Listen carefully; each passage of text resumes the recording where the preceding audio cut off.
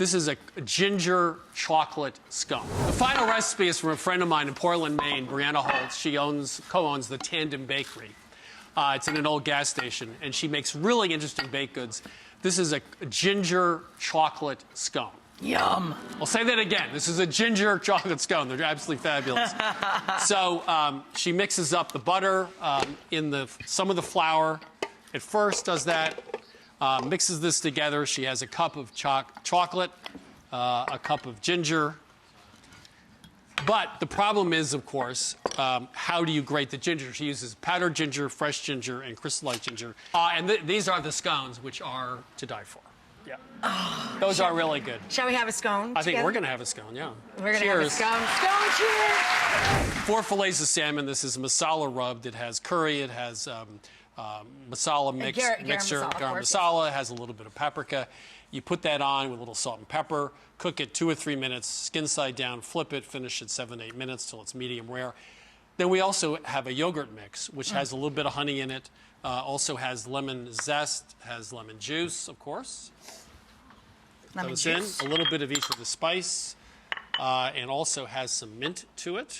Lovely. And I will. And a squish of honey. And a squish of honey, yes. And then that just serves it with it at the top. You know, on top. Gorgeous. And that's literally dinner in way less than 30 minutes. Yeah, it's, you know. It's like a 15-minute dinner. There's nothing like taking yogurt and just adding spices. So we take 2 pounds of squash, peel it. We have some in the oven. We roasted these for half an hour. Let's go grab them. We'll take them out. Okay. Yep. Little oil and salt. Here, let's put it back here. Okay. We'll grab this.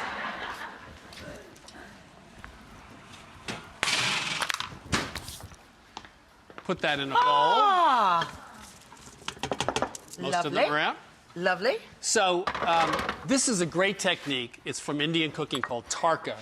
And you take oil and you take herbs and infuse them for a few minutes. This has coconut, sesame seeds, mustard seeds, cumin. It smells amazing. Little garlic. Oh, wow. It takes 3 or 4 minutes and you get that spice in the oil. And then you can coat anything you want. You can put it on top of anything. Can I put this in here? Put it right in there. Okay. So instead of just roasted vegetables or steamed vegetables, the tarka, the spice and the oil is just really terrific. Oh, God, it smells amazing, Chris. I'll platter this. You know, I love cooking with Rachael. She does all the work. I just feel so useless if I'm not doing something in the kitchen. This is a recipe I got from Pierre Chum from Dakar, Senegal. We were there a couple years ago. You take some honey, you cook the mangoes down in the honey for about 20, 25 minutes. Add a little lime juice when it's done. And you make a rice pudding. It's sort of a porridge they use with coconut and coconut milk and a little bit of rice and water. And you finish with a little mango on top. This is the coconut and the coconut cream we cooked briefly. And you top it with that. Oh, my gosh. My mom would love that. She loves rice pudding.